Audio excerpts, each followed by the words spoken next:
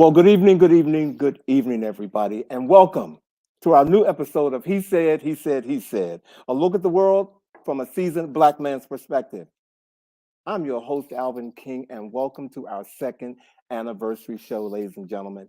And and we are live right here in the city of brotherly love, ladies and gentlemen, Philadelphia, PA. And we are all here together in one room at the beautiful Akwaaba Bed and Breakfast Inn right here in Philadelphia. Ladies and gentlemen, welcome to our anniversary show. And you know what? You know what? I don't even want to belabor this. We have a live studio audience, you all. And I mean, they are so pumped up. And I want to thank everybody right now for coming out and joining us tonight. And we're going to thank a lot of people tonight. But tonight, some people right here in Philadelphia, some friends, I'm going to name them later on. And we have the gentleman actually who put the idea in my head to meet my co-host who I'm just meeting tonight after 3 years of working on this show. Vash Boddie is right here in the house. So if I could have our producer right now, can you put everybody on the screen? Ladies and gentlemen, we are here. Okay. Hey, Bobby. Hey, Vash. It's so weird. It's like right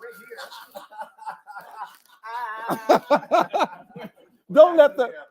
Don't let the trick camera fool you. We are right here, ladies and gentlemen, again at the beautiful Akwaaba Bed and Breakfast. How about that, guys? How about that? Very exciting. It's very exciting. And particularly given the fact that the owner of the Akwaaba, Monique Greenwood, is a very personal friend and a former guest of our show. Yes. Oh, wait a minute. The viewers are up in here. You know what? I love y'all. Let me go ahead and give a shout out. First of all, Rodney Elliott is up in here. He is actually here, but he went on to say hello, ladies and gentlemen. Tammy is here. Hey, Tammy. Brent Hill. Brent Hill is my Philadelphia Freedom best buddy. I'm good. Thank you, Brent, for being here. Who else do we have up in here? Brent was like, whoop, whoop. Monica's here. Monica is here. Okay, see, I can't scroll. Ladies and gentlemen, please understand. This is a live show, our first live show, and we have worked out more kinks than some of you have in your hair. Believe me, we have worked it out. Okay. Okay. We have worked it out, and all to the blessing of just being able to be here, ladies and gentlemen, driving up from DC, to see Vash, and Bobby drove up from DC tonight. It's just a blessing that we're here with you all tonight. So thank you all for being here. Guys, we're gonna keep it as authentic and give y'all some special surprises. We're gonna keep it, like we normally do. So if y'all ready, can we get on with the chat? Let's get the chat. Let's go ahead.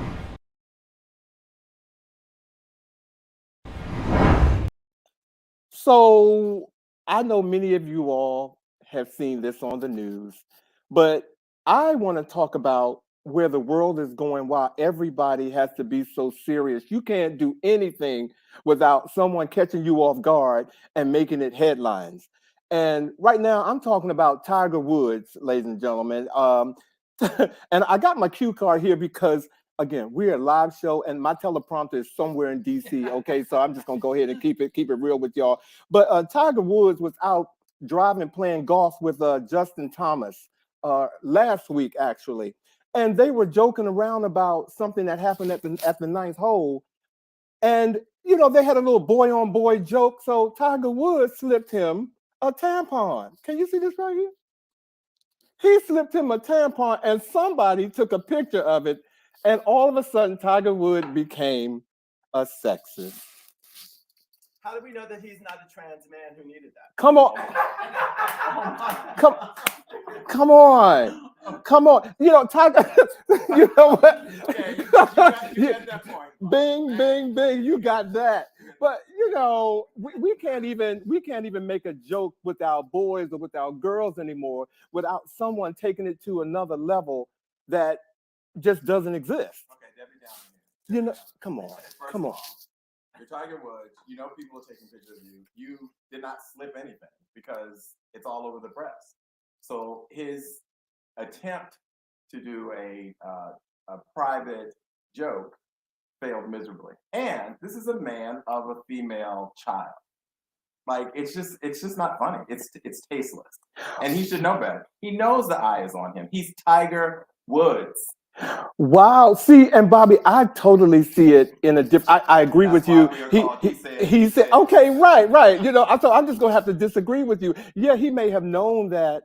He was slipping someone a tampon, but at the end of the day, it was a personal joke. That's why you wait till you get back to the clubhouse and then you slip them. I'm so tired of hiding. No, it's not about hiding. Come on.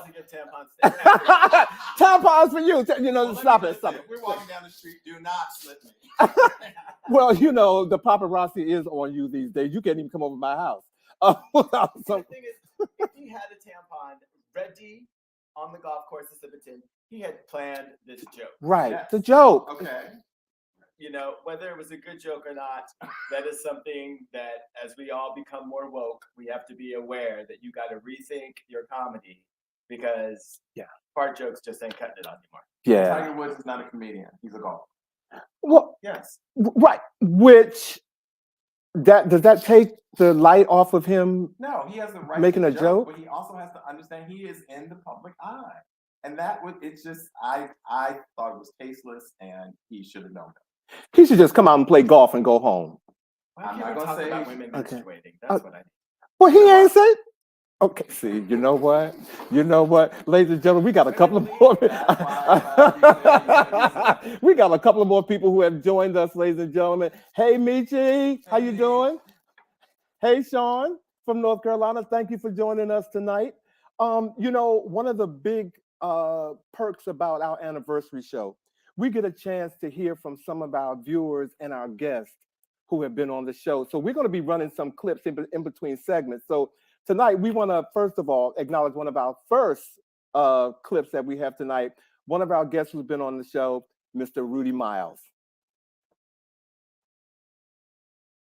Hello, I am Rudy Miles, Beauty by Rudy, and I was on the episode of He Said, in which we talked about winterizing the skin. As a makeup artist and esthetician, it's one of my favorite topics. Gentlemen, congratulations on 2 amazing years doing what you do. And thank you for keeping the conversations interesting, relevant, and grown.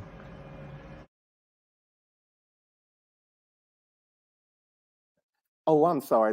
Again, I didn't know you all weren't seeing me, okay? Because like I said, all of our normal cameramen are home tonight. So we did I say Mims? They're Mims. They are home. But no, thank you, Rudy, for sending that congratulatory note and video into us. We really appreciate you. You keep our skin aglow, and for that, we love Beauty by Rudy. Okay. Thank you, Rudy. Thank you so much. I love that he tells us that we keep our conversations growing. It's so hard to fight the urge to look it up. Yeah. But yes, we do try to keep conversations. If you all were here, you all would see the Emmy that he's getting tonight for that comment, okay? But since you all are not here, only Rodney and our other special guest, Douglas, and our other special guest, you all will see that moment. But also, another moment where I thought, okay, I think people being sensitive to things have gone to a new level. Can we talk about Don Lemon's comment about Nikki Haley, saying that, he said that 51-year-old Nikki Haley was not in her prime. She made the comment about, actually comparing herself to 20s and 30-year-olds and maybe 40 years old. And he was like, well, wait a minute, hold up. You're not in Nikki Haley's 51 years old. She's not in her prime. And 2 of his colleagues, actually, Poppy Harlow and Caitlin Collins, they didn't appreciate that and they took it to a new level.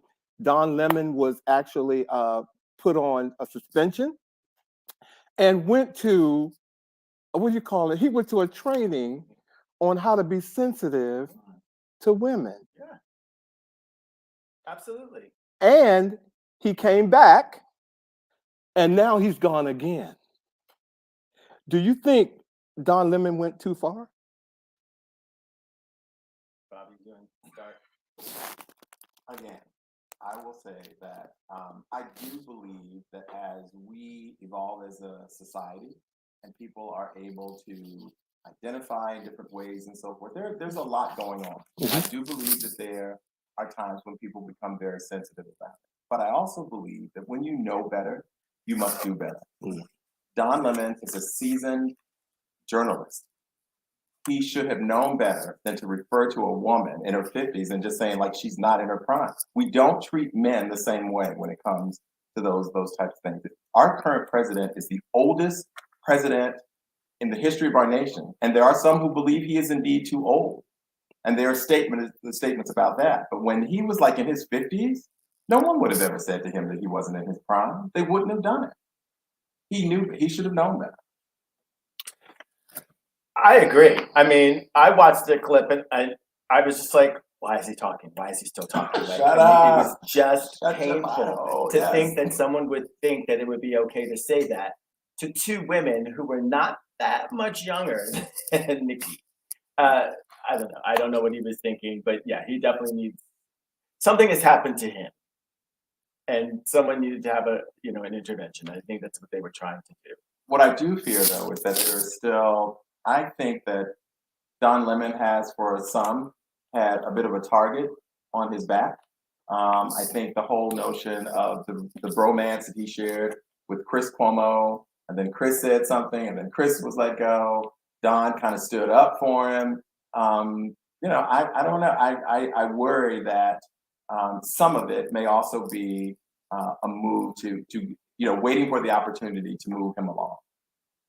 That he's doing to himself, because he did it to himself. He did. So, sometimes when people are waiting to move you along, they just wait for you to. It's like there's the spider sitting there waiting, and when you make the mistake, there it is.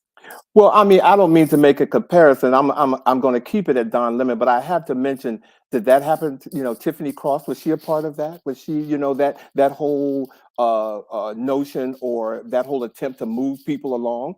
Was she a part of that? Is that the same sort of thing? I don't see that happening to, and I'm going to be kind of general here, I don't see that happening to many of our Caucasian people on media. I think that I mean, in this industry. I think that as with many aspects of life, the rules of the game can be very different for us as people of color. And I do believe that Tiffany Cross might have Crossed the line.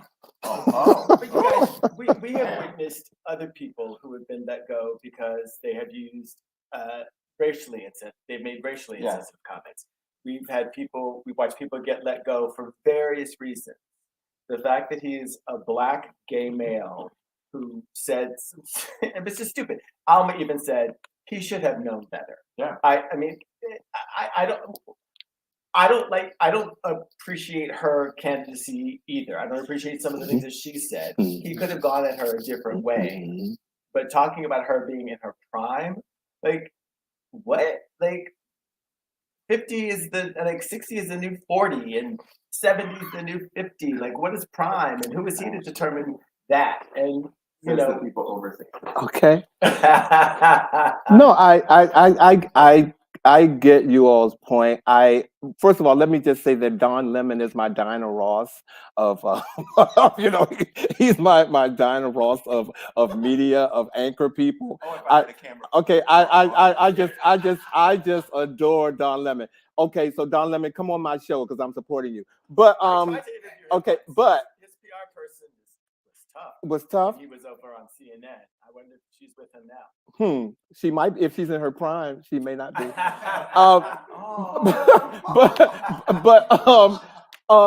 Whoopi Goldberg, actually, if I may, she felt that Don Lemon didn't do anything out of character. She agreed. She agreed, and she has been on online where she has agreed to what he said, and she's like, well, Nikki Haley is not in her prime. But then what about when Hillary Clinton ran? Hillary Clinton was much older than Nikki, and no one said anything about Hillary being out of her prime. They were too focused on her being a female. True. Oh, so then again, right. That brings up another thing. Right. When females run for president, it's amazing the sexist things that come out about them to undermine their candidacy. Absolutely. And this was the first attack. I'm glad that we nipped it in the bud because And We need to have more female conditioning. It's because the slams are not just from men; they're from women as well. I've heard women say, "I don't know if I want a female president because she could become too emotional. Like, how will she handle, an important or emergency situation?" And I'm sitting there looking at them going, like, "Did you actually say that?" Yeah, right. Would you Right. say that about your daughter running for president, or would you be all for it? Let me tell you, there's some women I would go into war with because they've been holding it down on so many levels. That would never be an issue. So. Well, Don Lemon is, he's tried to apologize again, but like I said, right now he's being slammed. I don't know what tomorrow brings for him, but right now he's not on the air. He came back, I think, on Thursday, and then they took him off again. And today is Friday, and so I don't know where he stands. But Don Lemon, whatever you do, You got a place in DC. I love you, man. I love, but watch what you say. You got to keep stuff out. You can't just say anything. I don't care. You are Don Lemon, but you just can't do that. For the record, I do appreciate Don. I do. I think that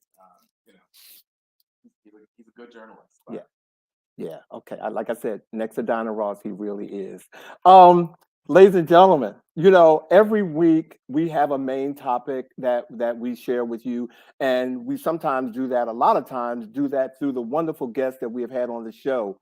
But tonight, Vash, Bobby, and I have decided that we wanted to take a different approach for our main topic, and we selected 3 words that we wanted to give you our perspectives on. And we met really hard about these 3 words because they all have different meanings for us. We see them differently.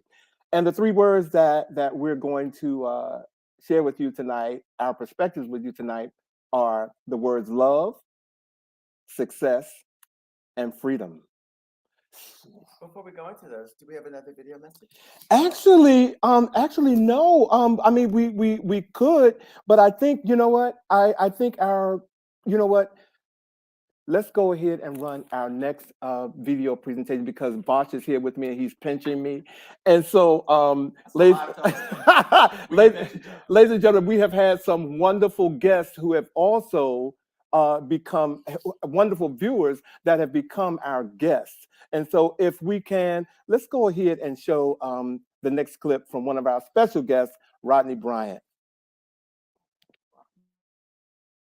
Hi, I'm Rodney Bryant. I was a guest on He Said, He Said Live, Aging While Black, Men Over 50. Happy anniversary, guys. Keep the conversation going. Cheers.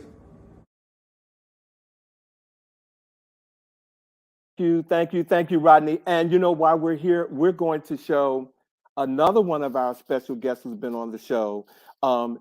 This woman is busy and out of all outdoors, but we love her with all of our heart. Ladies and gentlemen, Dr. Deborah, please. Happy 2 years. Love you guys and God bless. Mwah. I know she's watching. Hi, Dr. Deborah. And see, Dr. Deborah, I love her because she has that hit it and quit it mentality. Okay, she comes on this show and she brings it every time she comes, ladies and gentlemen. And I just love it. And so, Deborah, thank you. Rodney, thank you for your kind words. So, Bobby, you want to kick it off this evening with your perspective on love? Well, as I said earlier, and as was demonstrated by one of our earlier topics, the show is called He Said, He Said, He Said, and we don't always share the exact perspective on a topic or an issue, and I think that's what makes our show interesting. And when we thought about the whole notion of love, and particularly being that it's February and a time when love is focused on during the month of February, Valentine's Day and all that, I wanted us to think about what does love mean for each of us? How do we define it? Is it generally? I personally feel that love is we as a society focus a lot on romantic love and almost define it as the only valuable form of love, when in fact there are so many variations of love. I've said on this show before when we had a guest who was talking about his relationship with his father, that one of the greatest gifts I believe both of my parents gave me was the notion of never knowing what it was not like to be loved. I never knew a day without being loved. My parents showered me and my brother and my sister in love constantly. And I think that has had a very profound impact on my ability to define love in a very different way. I would love to be in romantic love. I did celebrate and enjoy a very long lasting romantic relationship with a great guy.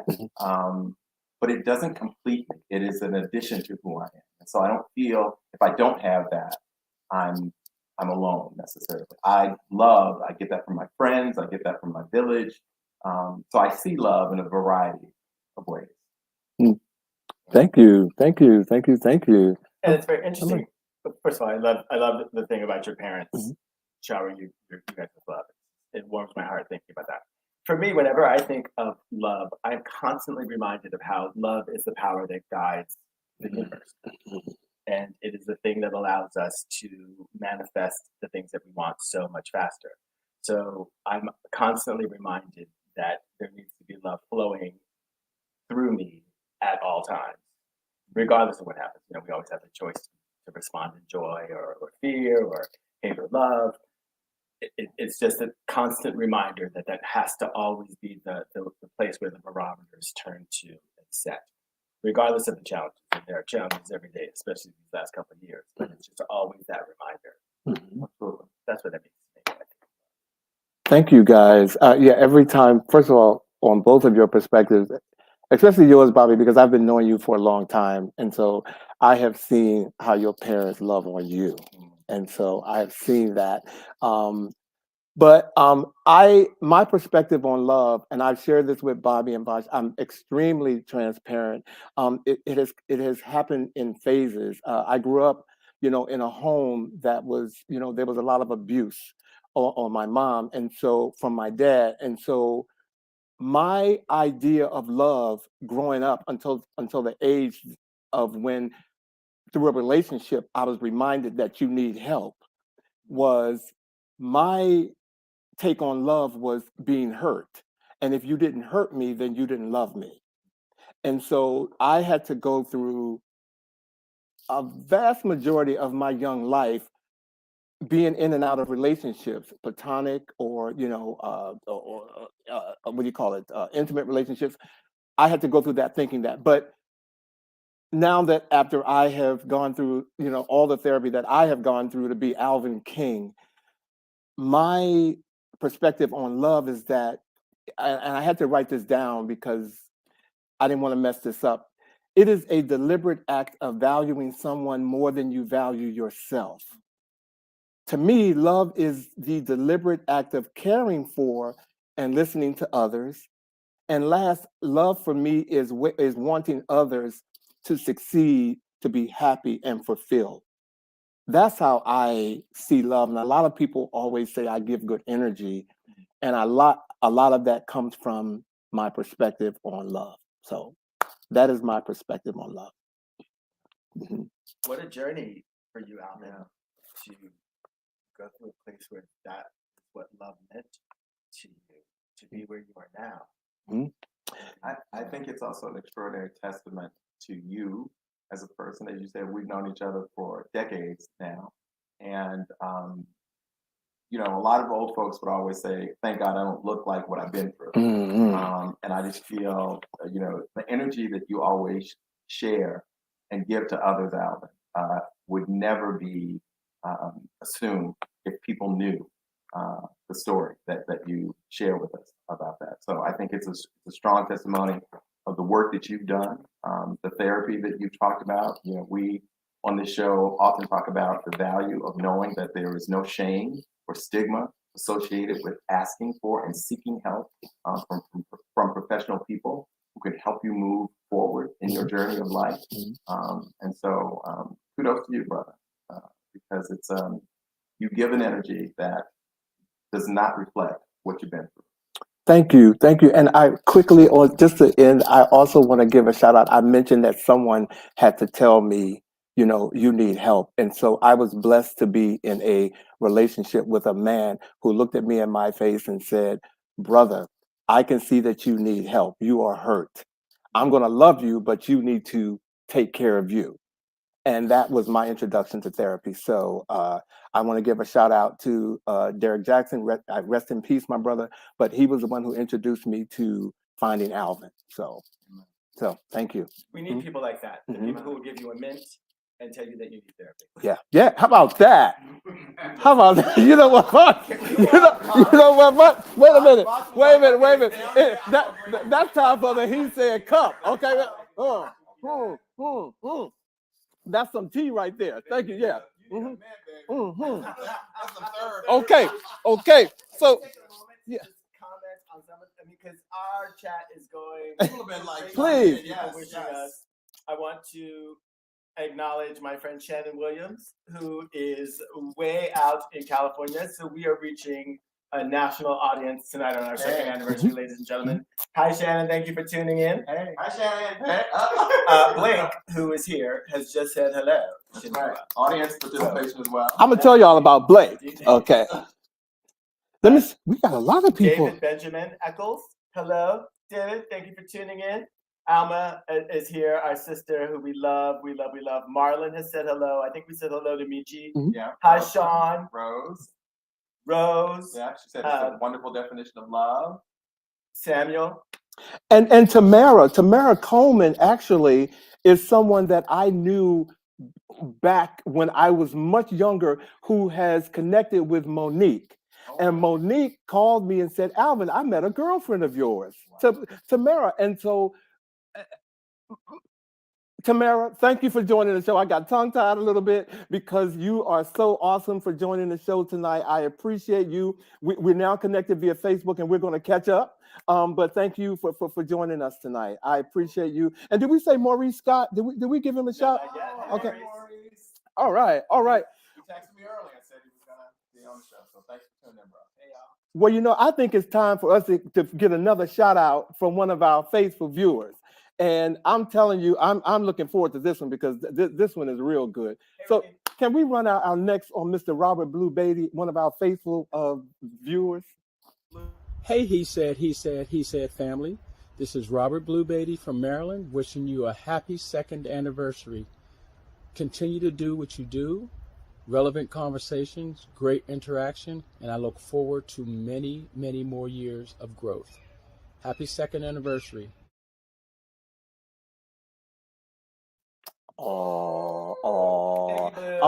And Blue happens to be in the audience tonight.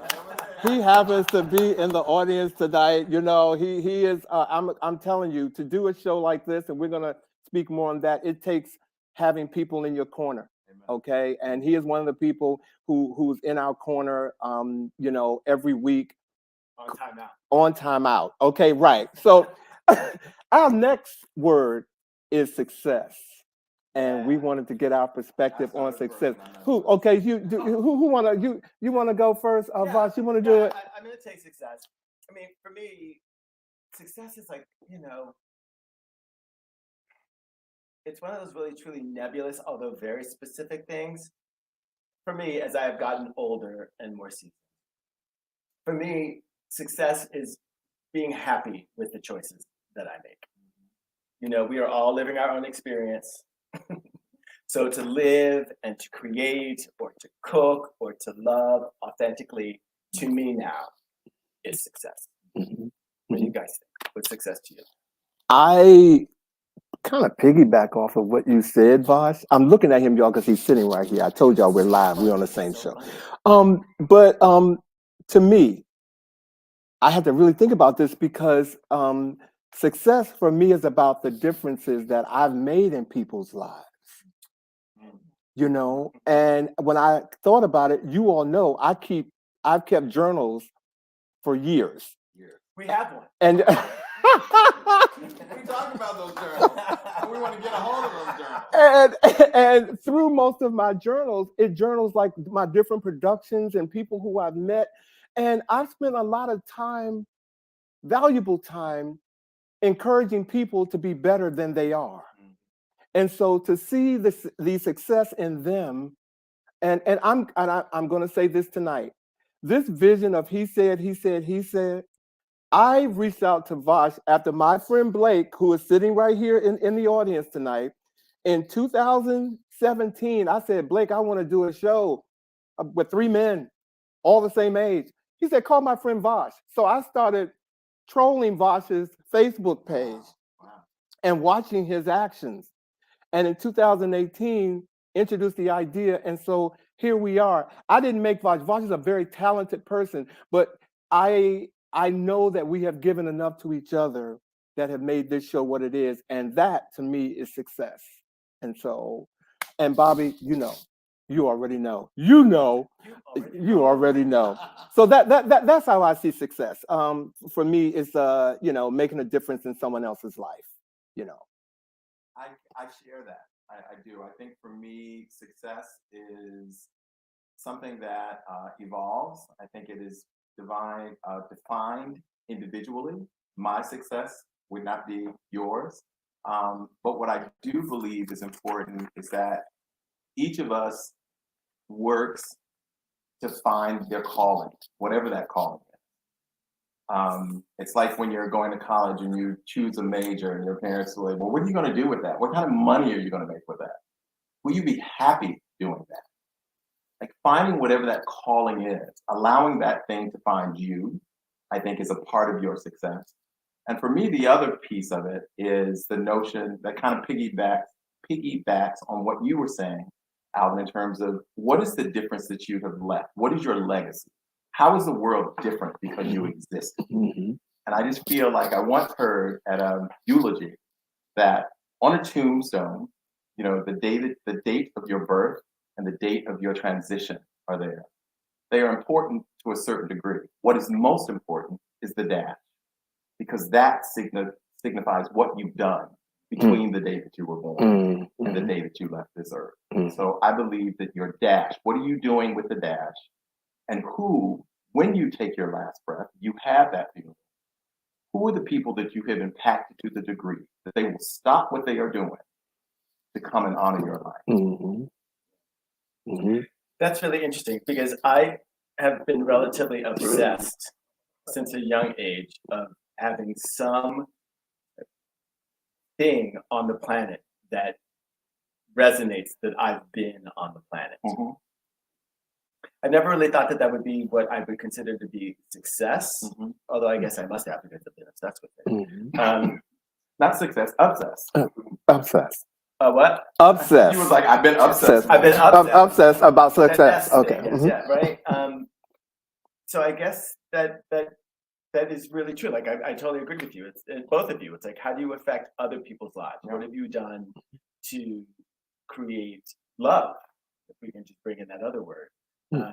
And there are a couple of things that I'm super proud of that I've done that I know always continue to resonate love. And it's been a long, long time. So I love that. Ronnie East was saying that being happy with it said one level of success for me is being at peace with my life and my decisions without regret. Right. Amen. That's exactly what I said. And we have to acknowledge the fact that our hostess Monique Greenwood has commented. First of all, thank you, Monique, for allowing us to be in your amazing Akwaaba Inn here in Philadelphia. Thank you. You are a magician and a goddess for doing all that you've done for us. And we love you more than you will ever know. And I want you to remember me telling you this right now tonight. And what Monique has said is that success is definitely subjective, or at least it should be. What rocks my world may feel like a rock in your shoe. Find the confidence to find it for yourself. Okay, ladies and gentlemen. Another singer. This woman whose comment I just read, as we've told you, she is the owner of this beautiful establishment, the Akwaaba Bed and Breakfast that we are in. Philadelphia. But I'm telling you, I have known her for nearly 37 years, and she has always been the epitome of perfection. She's always known what she wanted, at least to me. I've always perceived she's known what she wanted and how she was going to get it. And I am just honored to just call her friend. Monique, thank you so much for your kind words. Do we have a second? Yeah. If you guys don't mind, let's just do this. This is where we are, ladies and gentlemen. We are at the Akwaaba Inn. Yes. We are rocking in. Come on, rocking in. Like, this is what this place looks like.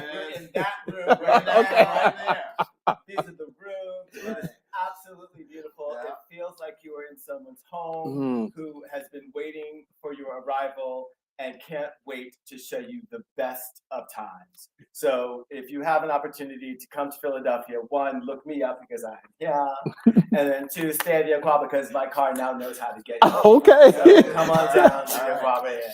Treat yourself to the best, ladies and gentlemen. The Akwaaba Bed and Breakfast. Okay. You know, And they are throughout the country. That's- not just here in Philadelphia. So that- look up that word, Akwaaba Bed. and we're going to make sure that we put up her web address so that you all can do the homework yourself and check out her other establishments because they are incredible. Our last word that we're going to share with everyone tonight is freedom. Okay, and before we go into that word, before we share our perspectives, after we share our perspective, we're going to show another video clip from a wonderful, wonderful faithful viewer, ladies and gentlemen, but hear from some of our guests who are in the audience tonight. And so we've invited them to ask a question. Okay. Who knows what? And we don't know what they're going to ask because they're going to be on camera. We're going to put them on camera. We don't know who they're going to ask the question to or whatever. But I want you all to prepare yourselves because I might be a little flushed by the time we leave here tonight, ladies and gentlemen. But our last word is freedom. And can I take the can I go ahead and take that one right now? Yes, please.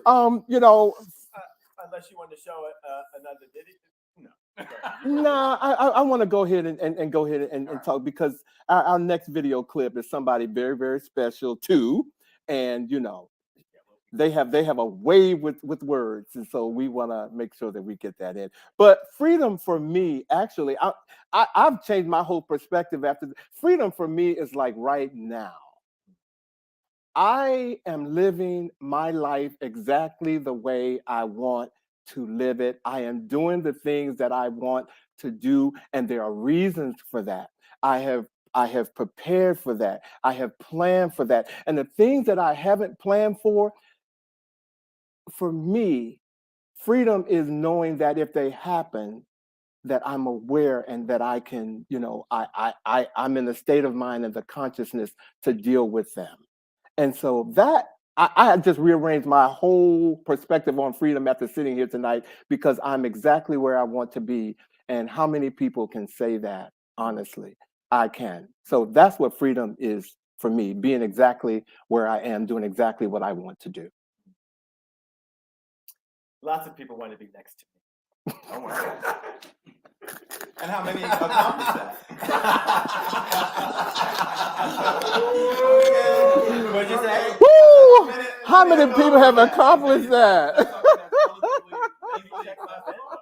You said what? Let me check my Venmo. Oh, wow. I'm a coach. I'm a coach. That's what I meant. Get your minds out of Is that what you meant? Yes, that's what I meant. And so what was success to you again? I mean, freedom to you again. What was freedom to you again? Am I there? Am I? Go ahead and take it away. He's caught off guard. Okay. Hey, let me get my thoughts together. Oh, I can go. Sorry, look, you guys, I'm going deep. You gonna go? I'm going deep. You go. Okay. He's going deep. All right. So first, I will say, when I thought about that word, when we said, okay, let's look at that. Initially, I thought it's kind of tricky. I'm a Black man in America. What does freedom really mean to me? And how do I define it? Do I define it for myself, or do I define it based upon the limitations that I believe being a Black man in America created for me? I am free, basically, to move between state to state. I can get a job pretty much, hopefully, pretty much anywhere I'm qualified to go. But then again, my skin may be a hindrance to that. That impacts my level of freedom. But I guess in the end, if I operate from a place of not allowing the circumstances around me to define that freedom, then I would say that my freedom is based upon my ability and my capacity to live my most authentic life, to be able to show up as I am, unapologetically, and to be able to navigate the world without unnecessary hindrances. Mm, mm, mm. I hear you loud and clear. Bam. Boom. Pass the plate. I can't wait to be put back around because there's so many things I want to talk about. So, you guys know, I'm an intersex activist. And for me, freedom is being able to live in the body in which you were born. I was reading over the last couple of days, and I'm not sure if you guys know, but there's articles going around in like Men's Health and everything that are based on a 2018 article from the Journal of Endocrinology and Metabolism that says that they're learning that the size of penises is growing or has been growing over the years. Now, as an intersex activist, I know that is related to CAH, which is congenital adrenal hyperplasia, which causes the penis or the clitoris to grow larger than what it's supposed to. Now, in XY babies, that's considered a good and great thing. But when that trait shows up in XX babies, those babies are typically subjected to clitorectomies, which is really just FGM, female genital mutilation, which we know is bad, but still happens on intersex children. So whenever I think of freedom, I immediately think to how and when will people be allowed to live in the bodies in which they are born and live the lives that they choose to live. You said you were going deep. Wait a minute, hold on. But I'm always talking about intersex issues. And, I mean, you are. No, But you do it with authority, and you do it from a place of knowledge, and so you educate. You do. And that is success. And Lord knows, I was wondering where we were going. And you're free to do it. I was wondering where we were going. We were talking about things growing larger than I should have said. Well, I mean, buckled in. The article went on to explain that chemicals and other things that are in our food and in the environment are causing these things to happen. Yes. But when we start talking about it, especially from congenital adrenal hyperplasia, we know that it means that things are firing differently in embryo and in vitro that are causing the bodies, to shape different. There's so much to that we need to take note of, especially considering all the stuff that's been going on in Palestine with the burning of all those chemicals. We're in a space where the human existence. I just Didn't love. You want to get that on the anniversary show, didn't you? I just love this show. Okay. Again, it truly warms my heart to see a vision come to fruition of 3 beautiful, I can honestly say bold, Black, gay, seasoned men talking about it all. You're the black bald Barbara Walters. Oh, I want to be her, right? I want to be her. I want to be her. Okay, you got cars and everything. Barbara, I want to be her. But thank you all for sharing your perspective, on love, success, and freedom. We hope that you all have enjoyed that piece because, again, we were really working hard about how could we express our opinions on something that we felt meant something to everyone. And we hope that we were able to do that. So while our guests are getting ready, because they're lining up, they're lining up. While they're lining up to sit in to sit in the chair and ask us that first question, ladies and gentlemen, we're going to have a clip by someone who is very, very special to us, ladies and gentlemen. Can I introduce her? Please. Does she need an introduction? No. She really doesn't. So go ahead and roll the clip. He said, 2 years old? Oh, wow. Congratulations to my brothers from your sister show, Ask Alma. What a plan. What a journey. What a success. Your guests have taught me so much, and I'm all the better for it. If you want to learn, live authentically, and laugh out loud, I'd encourage everyone to tune in. Thank you for spreading the knowledge every week. I am truly a super fan. I am a super friend of Alvin, Vash, and Bobbie. In my mind and in my heart, we're family forever. You guys feed me regularly, and I just can't get enough of it. I'm so grateful that I'm allowed to come into your space every Friday. Congratulations, cheers, big ups, all of that. I'm super proud of y'all and what you're doing. I congratulate you on 2 years, and I'm praying for many, many more because I know the best is yet to come.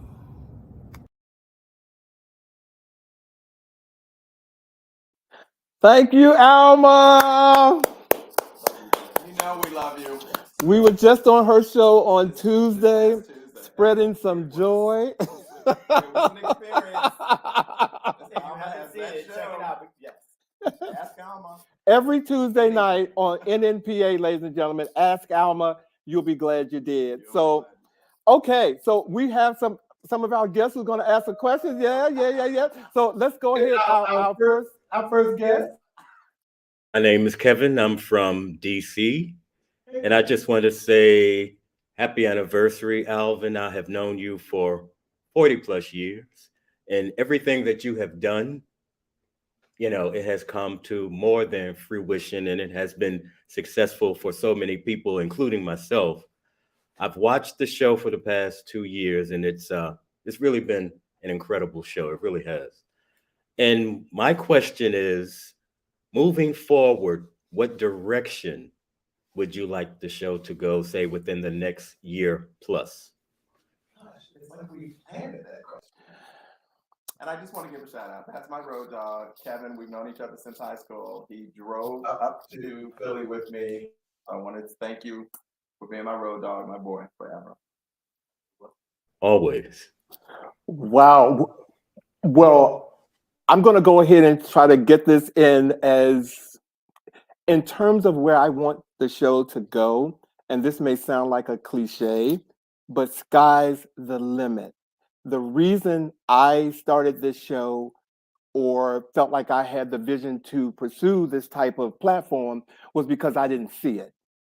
And I still don't see it. And I'm not going to say what I see, but what I see is not what we project. And so moving forward, I hope that someone, AARP, come on, Visa, somebody, it could even be Netflix that you see that there's an opportunity for this type of show or platform to exist. We want to hear from you. So thank you, Kevin. That was a great question. And I don't know if Bobbie and Vash, you know, I know that we all share the same vision, but we have perspectives. And so they may have a different perspective on how they see the show evolving.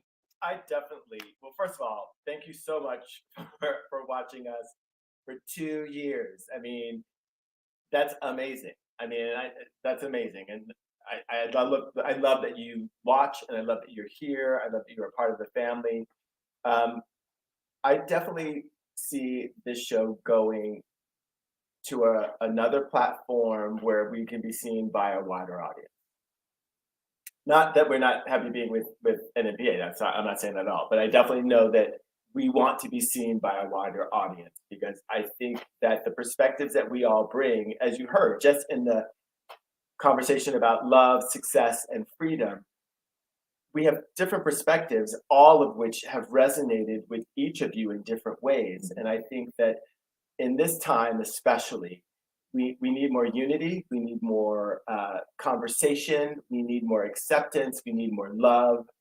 And I think that that's what we bring. And I would like to take it to a much, much wider audience.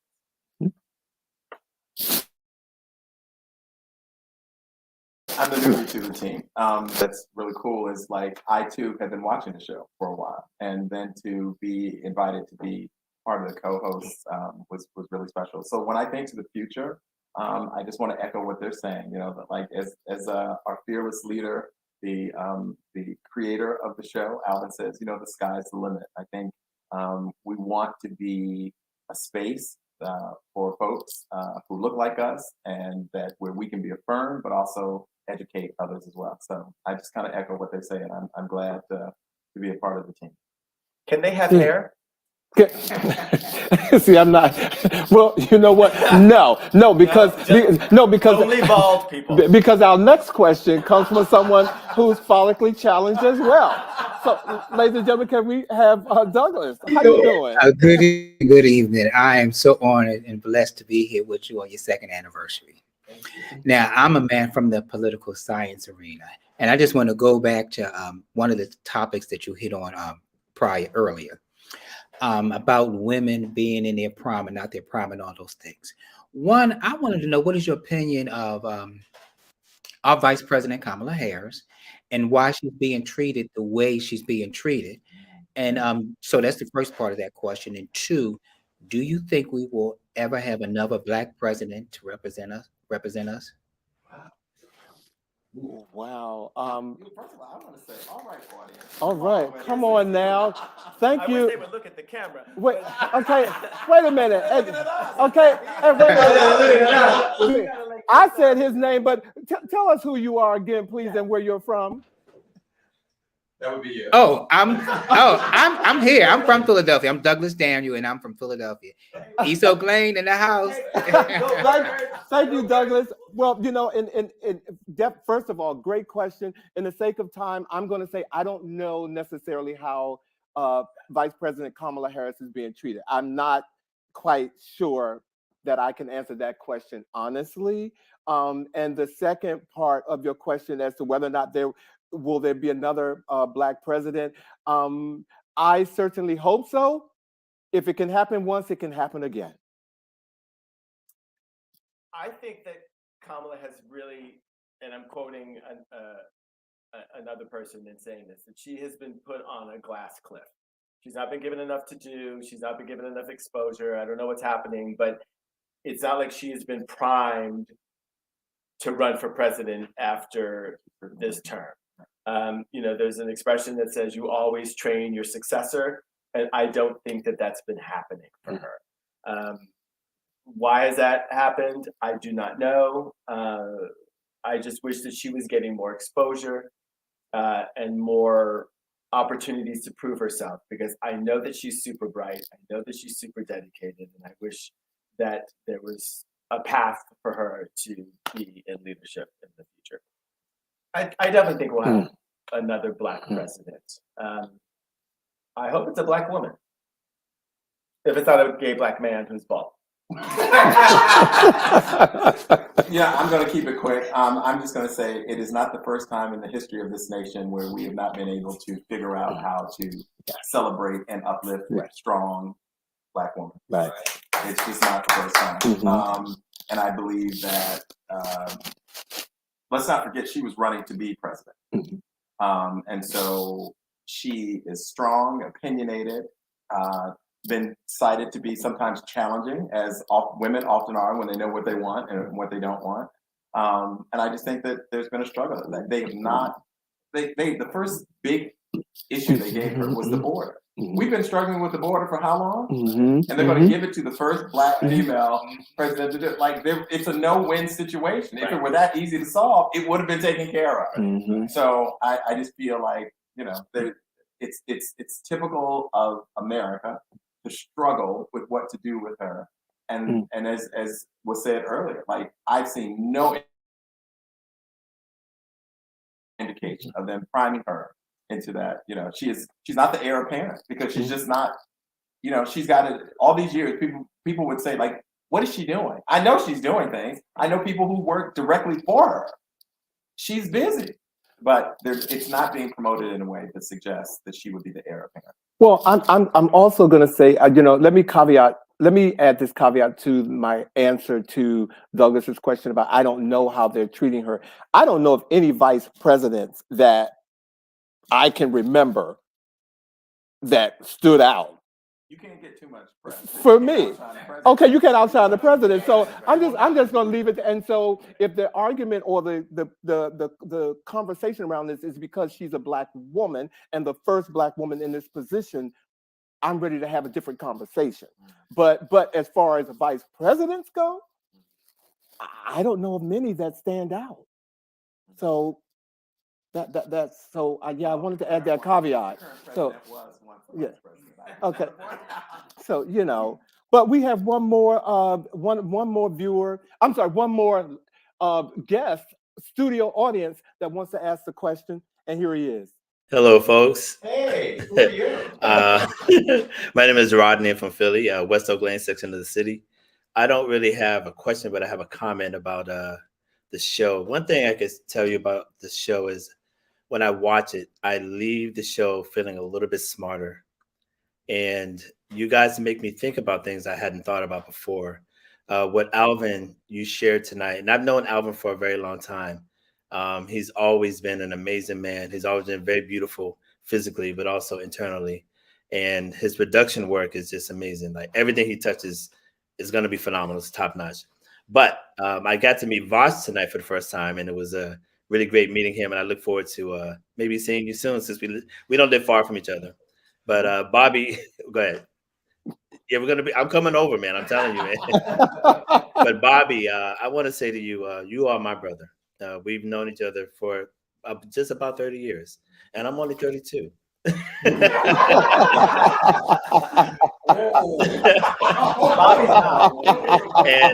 that makes me look a little shady. And I'm actually tell your story. I'm actually the only one in the room that has hair, so I feel like actually one of our viewers have pointed that out. Okay. Maurice. Yeah. No, but the folks who went ahead of me, they had amazing questions, and I just feel like I'd just be rambling if I were to ask another question. But I just want to say I wish you guys much success, and this is going to be amazing. It's going to blow up. I have no doubt. So I'm happy to be here, and thank you for coming to Philadelphia. We welcome you. Thank you, Rodney. Thank you. Well, ladies and gentlemen, it is, excuse me, I'm sorry, Bobby, it is our anniversary show, and so we're going to run over about 5 or 10 minutes because we have a couple of more some more information to share with you, and a little bit more show. Like I said, it has been wonderful getting to this point in 2 years, let alone today. So we don't want to let you go right now. So we have had some incredible guests on this show. We have had authors, we have had singers, we have had dancers, we have had Broadway, we've had models, we have also had Grammy nominated folks on this show, ladies and gentlemen. So can we run this clip from one of our favorites? What's up? It's a Sunday evening, giving a shout out from Brooklyn, New York, to the team of He Said, wishing you guys a happy second anniversary. What a joy and a pleasure it was chopping it up and chewing the fat with you about life, music, and the pursuit of happiness during the pandemic. I really remember this interview well. It was joyful, it was inspirational, it was informational, and it just made my heart full. I wish you the best of success and health, and to many, many more wonderful interviews as your brand continues to expand. God bless and take care. Peace.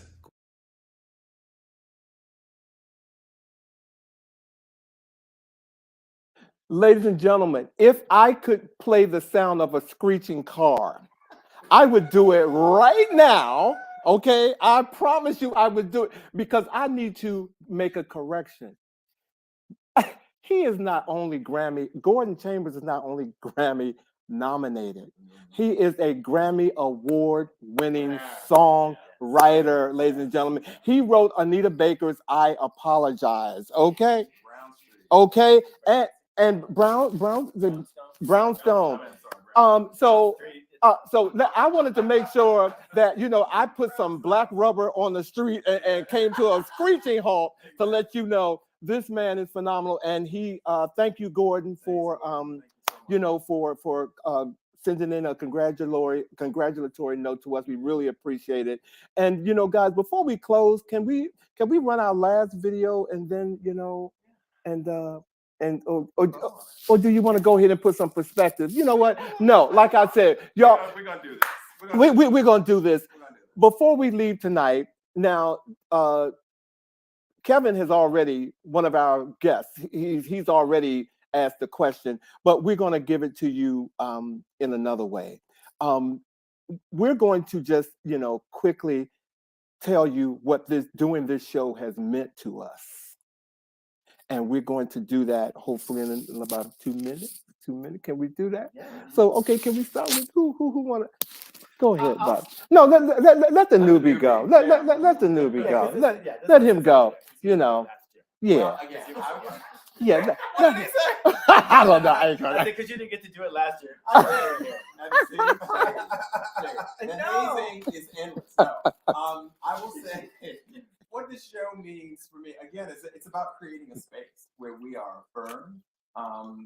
Alvin said we didn't see this. There's no space, and obviously I've said before on the show that, I believe that the gay culture can sometimes be very much wrapped up into a very physical, youthful kind of thing. And so, like, once you reach a certain age, you're like kind of tossed aside, wanting to be somebody's sugar daddy, all those things. And this show created a space where we are celebrated, where we uplift one another, we educate one another, we challenge one another, and we love on one another. And so I'm just very honored and excited to be a part of creating that space that brothers and sisters can turn on a Friday evening and just have some, that we, as hopefully, as Rodney said, leave you with something to think about, but also something to laugh about and celebrate. Did he say wanting to be someone's sugar daddy? He did. I just wanted to make sure that I heard He that. did. I do not. Well, Anybody who knows me knows that is not my what you ministry. Well, if you don't mind, I'll go next, and I want someone to make their way over to our studio audience chair, and his initials are BK. So he's like, oh Lord, he's heading over. Come on, go. While that happens, Going I on just over wanna there. say that what this show has meant to me is the importance and the power of the people that you surround yourselves with. As Alvin mentioned before, this collaboration would not have happened without our friend Blake Kimbrough suggesting that we get together. Because Alvin said that, he was mentioning that he wanted to do a show, and Blake said, oh, you should talk to my friend Vash.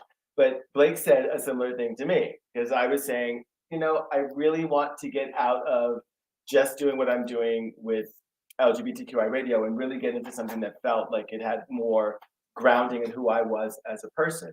And Blake said, oh, you should talk to my friend Alvin King. And he showed me some of Alvin's videos. And I was like, well, what else is he doing? Like, what's going on? And he's like, look, just get in touch with him. And so I, too, had started looking at Alvin and seeing what he was doing and investigating what he was doing and how he was showing up for the LGBTQIA+ community.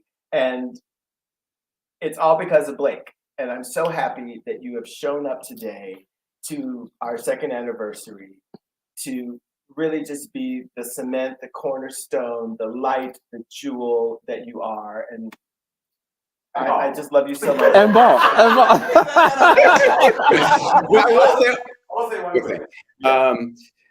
So Alvin worked at the USA Today building when I first moved to DC, and I worked for an aerospace firm. And to see this voluptuous man in a three-piece suit and a bow tie every day in an otherwise sterile environment was quite inspiring. And I think that what life teaches you is that if you put yourself somewhere, things will happen, but you have to go there. Yes. So I think Alvin, was very nice and encouraged me to participate in some of his things. And he has played tricks on me. God knows he's played tricks on me. He's showing up in a mandarin orange peel outfit at an embassy event because I was told it was a costume party. But that's for another story, another day. But I think this space that they've created is truly, it is amazing. And I think learning and reaching out to say that we're not a monolithic community, there are a wide variety of voices, because usually each one of us is the only one of us in a lot of environments. And the fact that we can come together as a family and show people that you don't even begin to know us, we're still discovering ourselves. And we will have the best contributions because we've been marginalized, but we have survived. And that was great inspiration that Alvin's always showed me, and I continue to be inspired by to this very day through the show and their other efforts that they do. So thank you very much. Thank you, Blake. Thank you, Blake, for many things. What this show has meant to me, in a word, everything. I use what the downtime from COVID entering our lives and shutting us down to create something that would give us or build us up or give us, another outlook on anything and everything that we do. And I'm very strategic about everything that I do. I will tell you that, even to the point of calling Bobby and having him be on a panel of 4 other men, knowing that I was interviewing him for to be one of the third on this show. But again, the show means everything to me. And for the sake of time, we don't have that much time to tell you how much it means. But I am honored to have Vash, who has been with me since the beginning. And if you've watched this in the beginning, you've seen a series of co-hosts come through, loving co-hosts, but all in the same vein, they have come through. And Vash has been here and have, nurtured my vision, and I've learned so much from him. And Bobby is just a gem to have on this show. And so thank you. He's touching me and I don't like it. Get out of here.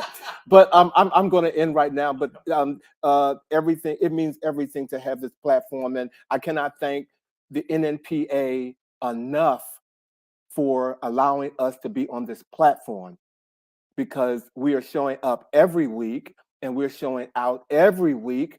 And I hope that the NNPA knows that we are so grateful once again to have this opportunity. So thank you so much. We did have one other thing we wanted to do. I just want to make sure we didn't forget.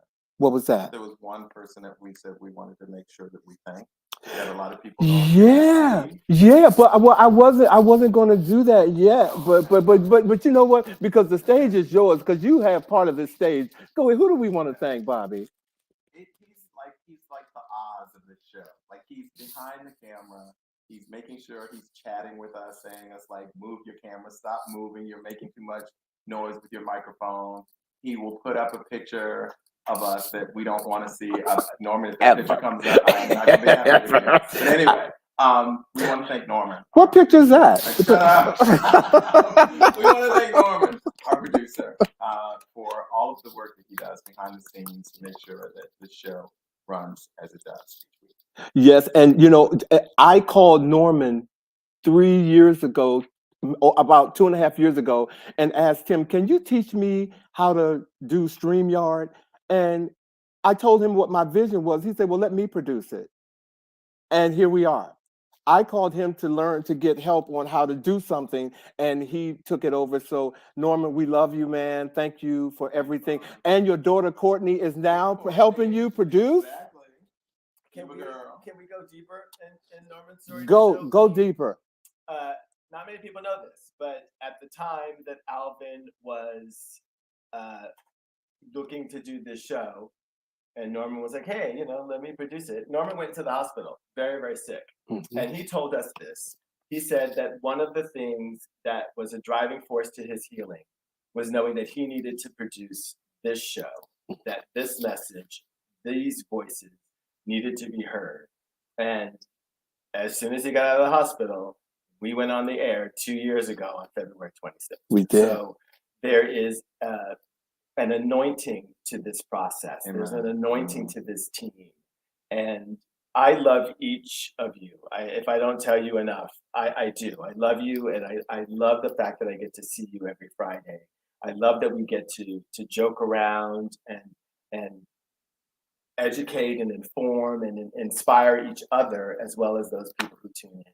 I just cherish all of it. Yeah. I wish you all could have seen today when we were actually all in the same space for the first time, the hugs and just celebration of just sharing this space, because people just could not believe that we had not all been together. Yeah, that's the first time. First time. Well, my lace front was loose, so I'm just gonna tell y'all right now. But like what Thank you, Sean. Sean says a great show. Warmest congratulations on your second anniversary. We appreciate you too, brother.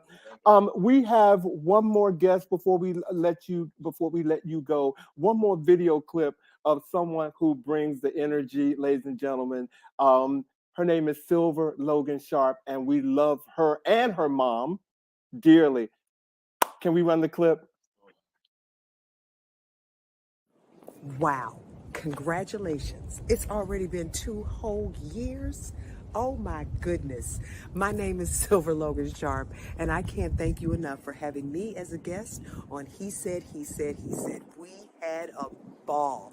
Here's to many, many, many more years and episodes. Thank you for your platform, and thank you for all that you do. God bless you. 2 years?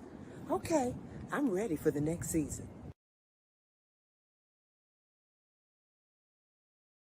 Thank you, Silver. Thank you. And thank you to everyone who have joined the show tonight. Thank you for our studio audience who have come in to be with us live on this unprecedented moment. Thank you to,